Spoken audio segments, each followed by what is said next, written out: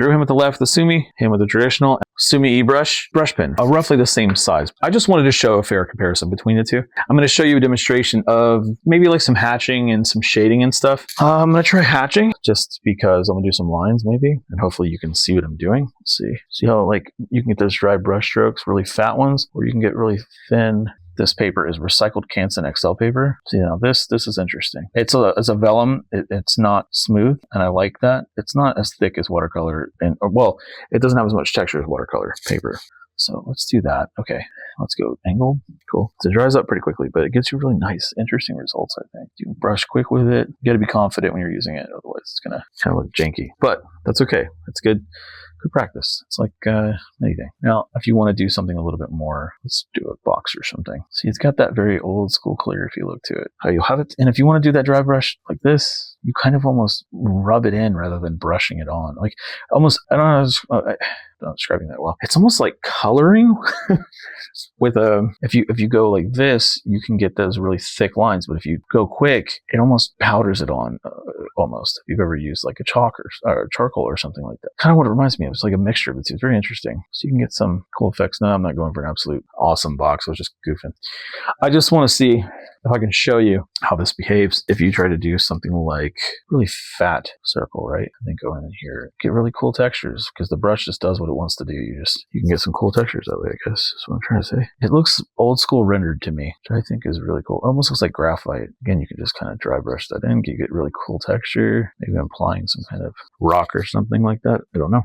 That's a lot of ink in there, and it dries up really, really fast on this paper, which is nice for one. The other is it lays down differently as the ink starts to dry up on it. So something to keep in mind. See, you can pull the ink that's already here. Like that dry brush gives you a really, really cool effect, man. I don't know, it does to me anyway. Again, you have to be kind of careful. Like what I'm doing there, it's kind of going over the top. It's okay though. Just a demonstration. Oh my God, my back. If you do your little shading of a ball trick, doesn't have to be optically correct. Let's see. Just call it a boulder or something. But again, that dry brush is really cool. God, my back is killing me. Woo! And I can do something like this as well. Some pitting. See, it's kind of fun. I don't know. That's just me, I guess. I just wanted to show you, like, if you're trying to draw with it, it forces you to do some really interesting things. Yeah, if you want to try stippling with it, it's a little harder to do. But again, it makes it kind of interesting because it forces you to think differently about how you're laying your textures down and stuff. And no, I mean, that's not controlled stipple. It's just, I'm just goofing. But see, it's starting to dry, and then you get the really, really interesting texture that way. If you want, you can pull the texture. Kind of fun. I don't know if I can scribble with it. I've never tried doing any of this. This is actually the first time I've tried doing like traditional drawing techniques with graphite with this brush. So you get some cool renders that way. I don't know. I think it's pretty cool. I always go back to the basic stuff like that just to see if I can control the medium at all. But yeah, I mean, you can get really controlled line. Let me do that. You do this in airbrush where you try to get control with your dagger strokes. So let me just do that one real quick. Let's see if that makes any sense. So I'm going to try to go thick and then really thin, or try to go thin to thicker. So you get some, again, really interesting effects. I don't know. I just think it's really cool. Depending on how you point the brush too, and if you roll it as you're drawing with it, painting with it, what do you want to think of it? So there you go. Get some really interesting effects. Like I said, you get that dryness in there, thick ink, very thin, if you're careful with it, and you just take your time. If you try to go really, really carefully, you barely touch the canvas or the paper, or whatever you're drawing on, and make sure you don't use too much ink. You do this, you can get those really interesting, organic looking lines. I think it's cool. What do I know? And just to get this off the brush, you can also cover a lot of area very, very quickly. And again, dry brush, which I like the dry brush look. It just looks really organic to me. It's almost like you're pushing graphite around on the paper, or like a charcoal powder or something like that. So there's that. And let's see. Now, this is the brush pen, okay? So this was the Sumi, or let's call them what they are. They're like calligraphy brushes. They're manuscript brush. That's the name of it. It comes in a set of 3. I got them from Hobby Lobby, but you can get them at Michael's or wherever else, online too, whatever. They're like $10 for 3 of them. So let's do the same thing with this, right? Let me just... So you can see, all right, you see how continuous that line is, and you can get very much a dry brush effect, but let's do first a similar thing, like thin lines. There's like the thinnest to the thickest that I'm capable of doing quickly. And then to try to get a fatter brush, I'm going to try the fattest I can get it on the side right there. Now you can go way further with a similar size brush because you can only use the tip of this is only like a couple of millimeters, maybe 3, pushing it. It's not very much, right? Maybe a 1/4 of an inch or something like that. And then On this brush, you have that whole, I don't know, I've already guessed, half inch or so, maybe almost 3/4. I'm terrible about guessing. Nonetheless, there's quite a bit more. When you turn it to the side, you can get that whole brush effect and cover a lot bigger of an area and kind of pull back and get really interesting results. You can do the same thing with this, but on a much smaller scale in terms of the width. So I'm going to do the same thing. So I did all of those. Fast, like speed lines, basically, as fast as I can make them. That's literally just flicking my wrist rather than if you use your arm. You get more continuously controlled lines. Okay.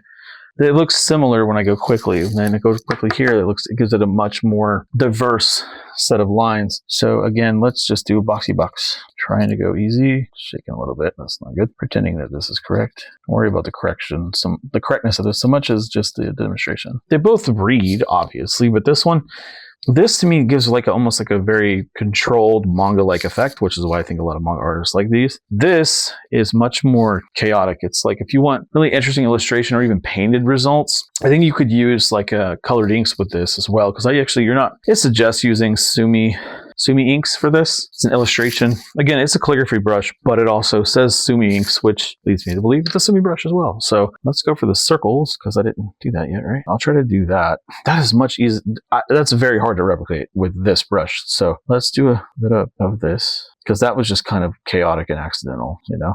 But if I try to do something similar, I'll kind of pull back and let it, I'm trying to dry brush with this, but because it's continuous, you can't really get a dry effect because it's always getting fed. You're just going to get a different result is all. I'm trying to go for a similar effect. I'm kind of referencing that.